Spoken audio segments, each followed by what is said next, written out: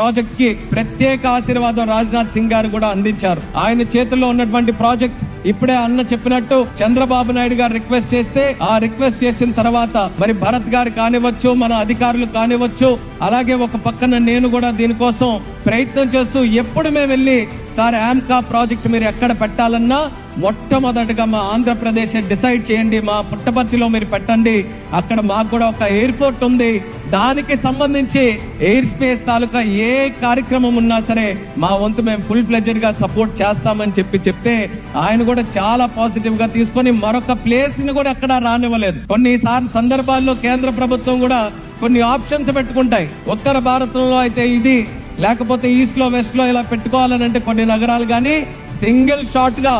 Right royal గా మన రాయలసీమలో ఈ సీమాంధ్ర ప్రాంతంలో ఇక్కడ తీసుకొని పెట్టారనంటే దానికి ప్రత్యేకంగా రాజ్నాథ్ సింగ్ గారికి కూడా మన ప్రాంత వాసుల తరపున, తెలుగు వారందరి తరపున కూడా అభినందనలు తెలియజేసుకుంటున్నాను.